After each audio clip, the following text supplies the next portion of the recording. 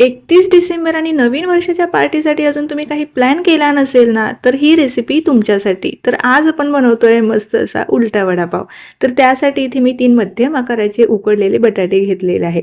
आपण याला चमच्याच्या मदतीने छान असे मॅश करून घ्यायचे आहे. किसणीने किसू नका, थोडेसे ओबडधोबडच ठेवायचे आहे. त्यामध्ये 2 चमचे आपल्याला लसूण, आलं, हिरवी मिरचीचा ठेचा, पाव चमचा हळद, पाव चमचा गरम मसाला, पाव चमचा धने पावडर, जे काही कुठले मसाले घालायचे असेल ते घालायचे, कोथिंबीर घालायची, चवीपुरतं मीठ घालायचे, सगळे जिन्नस एकजीव करायचं आहे. मसाला तयार झालेला आहे. आता बॅटर तयार करून घेऊया.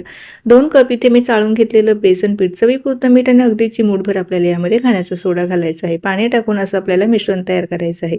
चमच्याला असं कोटिंग बसलं ना, तर समजायचं आपलं जे पीठ आहे ना परफेक्ट तयार झालेलं आहे. जास्त घट्ट किंवा पातळ ठेवायचं नाही.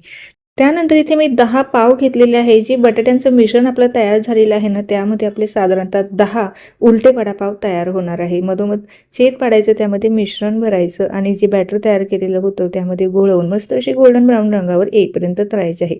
आता काही भागांमध्ये याला पाववडे किंवा उलटा वडापाव असे म्हणतात. आता तुमच्या भागामध्ये याला काय नाव आहे ना, ते मला जरूर कमेंटमध्ये कळवा. मस्त अशी गोल्डन ब्राऊन रंगावरती तळून झाले की थोड्याशा हिरव्या मिरच्या तळून घ्यायचं आहे.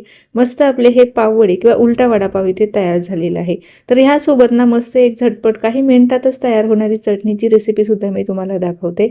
तर त्यासाठी आपल्याला काय करायचं आहे, मिक्सरच्या भांड्यामध्ये अर्धी वाटी कच्चे शेंगदाणे घेतलेले आहे, अर्धी वाटी फ्रेश दही घेतलेले आहे, त्यामध्ये चवीपुरतं मीठ, 2 ते 3 हिरव्या मिरच्या, 1 चमचा साखर. साखर टाकणं पूर्णपणे ऑप्शनल आहे. पाणी टाकून मस्त अशी चटणी तयार करायची आहे. या पाववड्यांबरोबर ना ही चटणी अप्रतिम लागते. रेसिपी नक्की ट्राय करून पहा. आवडल्यास लाईक आणि फॉलो करायला अजिबात विसरू नका.